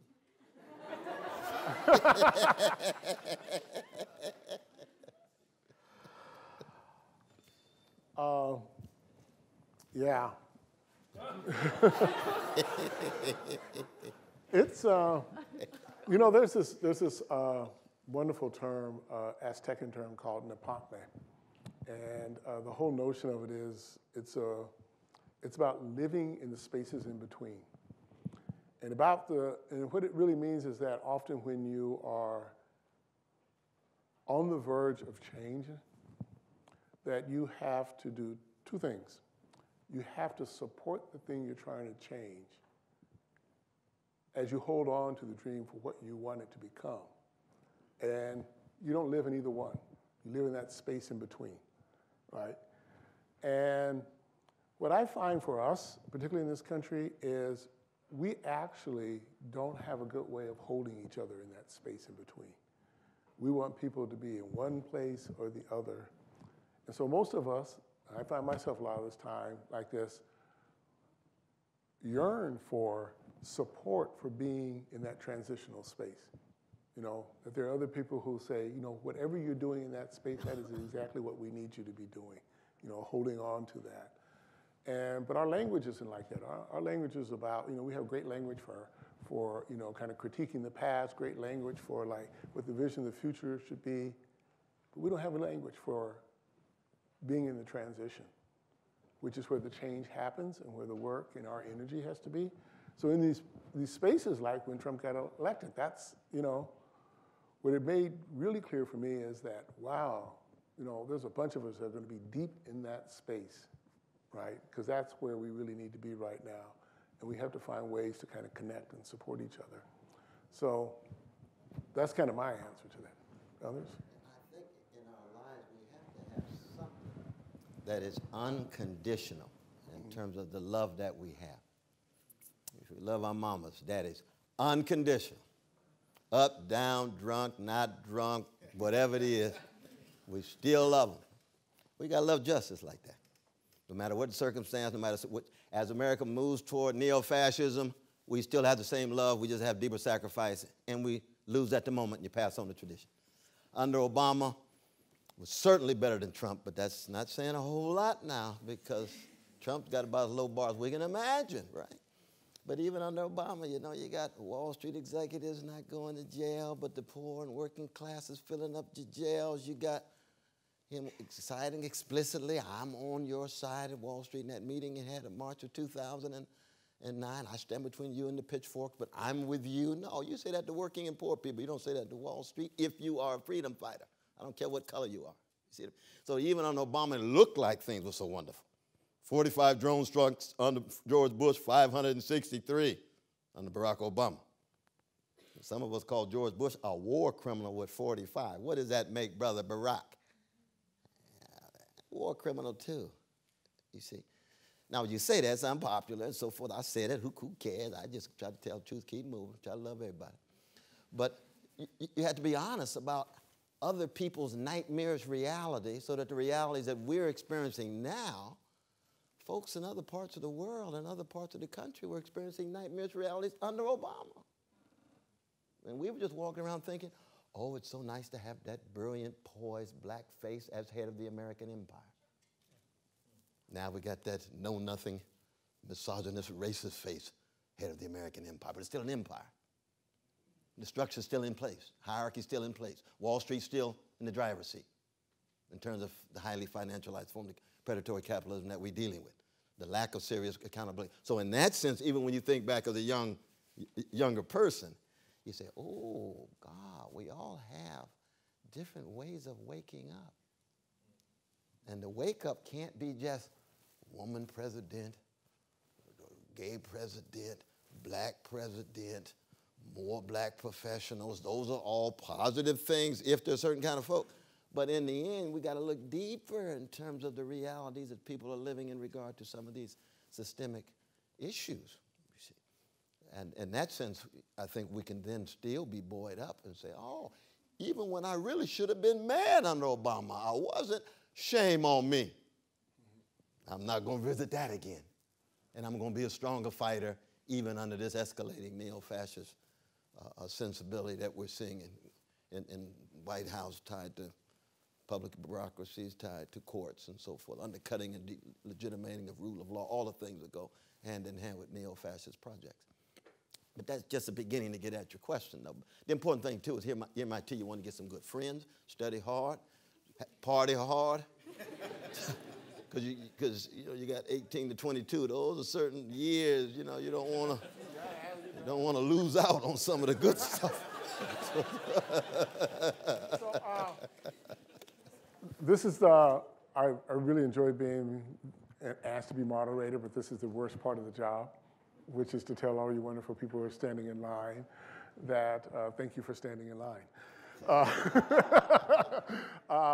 But we're about to kind of close out, but before we move to our closing, which Duane's going to do for us, I just want to kind of go down the line and let each of you kind of say a last piece. And Jennifer, I'll start with you.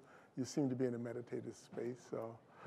You know, I am hopeful. I arrived at MIT a couple years ago from another institution which had a lot of issues about gender and race, but nobody talked about it. MIT has a history of talking about these things. As I was saying to Dr. West before our conversation, we are optimistic engineers. We see a problem, we try to quantify it, and then solve it. So I'm really happy that we're having this conversation tonight for all the conversations before and all those that will follow. I am more optimistic about being here than many other institutions that we can actually do something. Well, progress is being made. The Media Lab hired the Dr. Danielle Wood, which made me really excited. She has 3 degrees from MIT, a brilliant satellite engineer, and she's starting a new group called Space Enabled, so using satellite imagery to try to pursue justice. So we'll see where that goes. And she's, to my knowledge, the first black female or just black professor to be on the faculty at the Media Lab. So she's one of one, and I'm also one of one as the only black PhD student in my Media Lab cohort. But it takes more, but I'm also encouraged to see the doors are opening. Yeah, I feel the same way, and I'm also, I'm encouraged by some of the actions that MIT community sort of has taken in recent time. And in answer to the young woman's question about sort of the things that give you hope, I would say that, young people give me a lot of hope. The social movement organizations that are led by young people and by young queer people of color in everything from the movement for Black Lives to undocuqueer movement being at the forefront of fighting against the deportation policies, both under Obama, who deported more people than any president in US history, and Trump, who's now increasing the rate of deportation as well. But so the MIT connection is that, this community came together to really try and mobilize and push to get Francisco Rodriguez Guardado, the MIT janitor who was detained by ICE and put in jail for 6 months. People came together to try and get him out, and he is out now, waiting. He's still waiting for his case to be resolved. But just the fact that the community does gather and tries to move things forward, is cause for hope, certainly. And a lot of that work is led by young people. Absolutely. Absolutely. We're going to hear from our dear brother Duane Lee. He's a sign of hope right there. But I've never been an optimist. I don't believe in optimism. I don't. Read too much Chekhov. Seen too many Stephen Sondheim musical theater. But I'm not a pessimist either. I'm a prisoner of hope. But I don't like to talk about hope. We talked about this before, because all of these terms get colonized by the mainstream. Peddling hope. You know that wonderful moment in Thucydides' Million Dialogues when he talks about hope as dangerous comfort that renders us naked and leads toward our self-destruction. That's the blind hope that Prometheus talked about in Pandora's box. Certain forms of hope are dangerous, very dangerous. Other forms of hope, indispensable.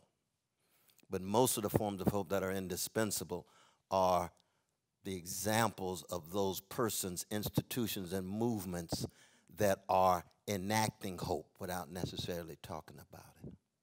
So I'd rather see somebody be a hope than somebody talk about hope.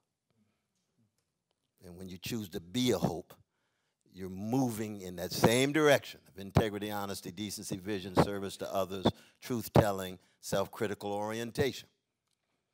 And that, in the end, is what sustains all of us. That's the wind at our back, that cloud of witnesses. And we've got a significant number in this room who have enacted hope in their lives, in their own distinctive ways, whatever traditions, agendas, or sexual orientation. And that, for me, is a way of helping sustain us. But even if there was a chance of a snowball in hell that black people would ever be free, I would still be a free black man, go down swinging. Because that's how I like to be in the world. I'd like to ask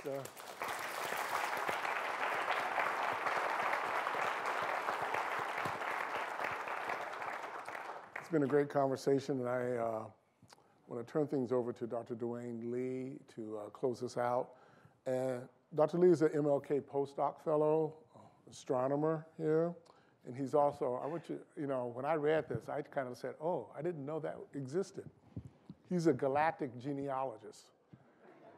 Now, I love that, you know. So, Duane, thank you so much for closing us out. Thanks for having me. I want to say it's such a great honor to be a part of this event, to talk about issues surrounding diversity and inclusion in STEM, but of course in society as a whole, and understanding that interconnection. You know, I was thinking about what's sort of the best way to summarize what was discussed, and the thing that kept popping into my mind was that diversity is necessary, but it's not sufficient, you know, to achieve inclusion.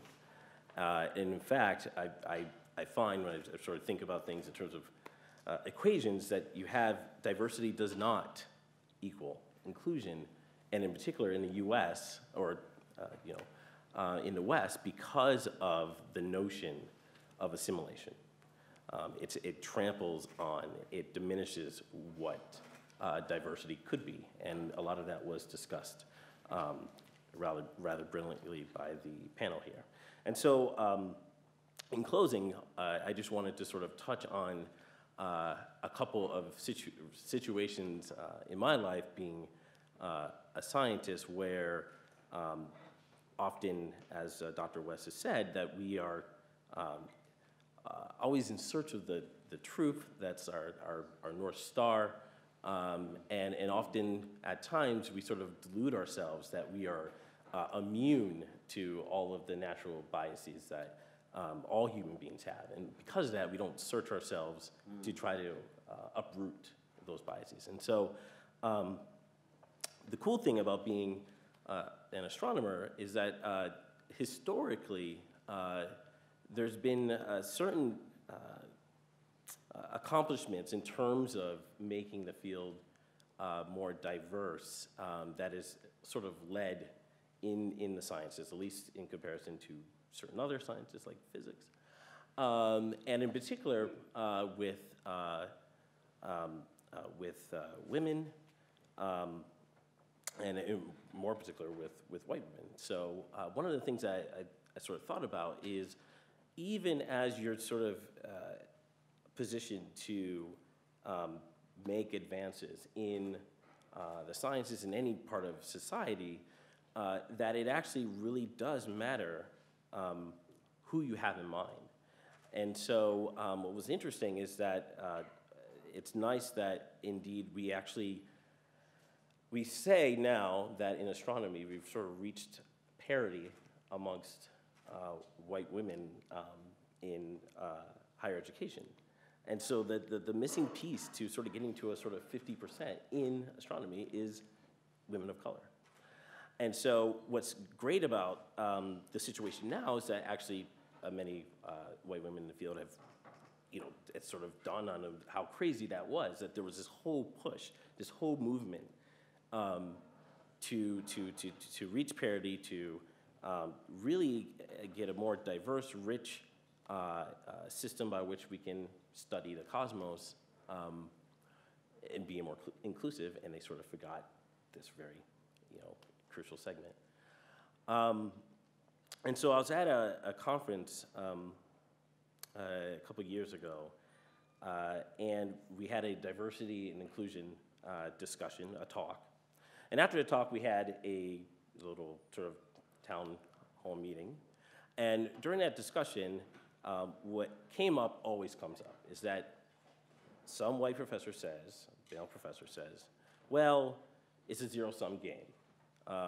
If we increase diversity and inclusion, we have to lower the standards.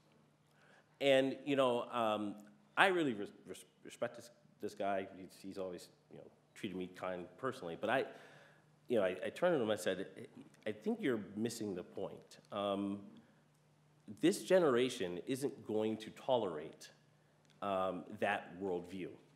And there are plenty of jobs that pay at least 3 times as much, particularly with the rise of data science and the way technology is going, that they're more than happy to go to those fields, make more money, and know that many of their other colleagues feel the same way. And so, after I made that comment, I'm leaving the conference, getting ready to get back on a flight back home, and another professor in my field came up to me, and she's very sweet. She's Canadian, so she's like, I hope you don't mind me asking you this about your comment the other day, but I was talking to my daughter about what you said, and I asked her, so what do you think about what he said? And she said, well, yes, of course. Like, there's no way I would, deal with that situation. And so that's, some people are talking about this generation, of course, brings hope, and to me, it absolutely brings me hope. Something that's somewhat less hopeful, although it's also part of this issue, is something closer to home, so here at MIT.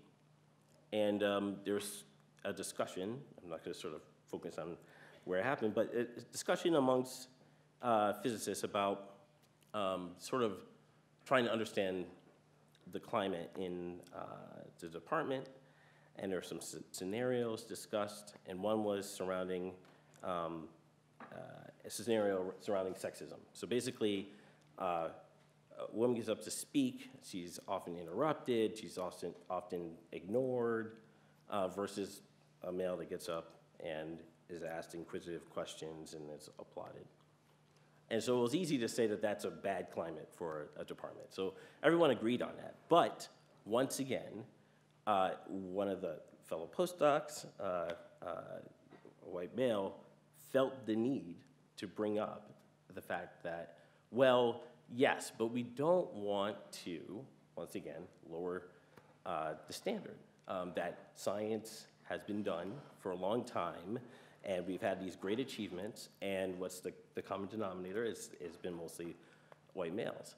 And so the interesting thing to me was, I turned to him and I said, well, that's only one, you only have one example of a system that works. You don't have any alternatives. So you actually don't know if science would proceed at a much more rapid pace if we were more inclusive. But I'm willing to bet that that would be the case.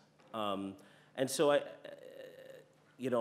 also, he also made some other comment about the sensitivities of the women in those situations. And I turned around to him and I said, well, you know what?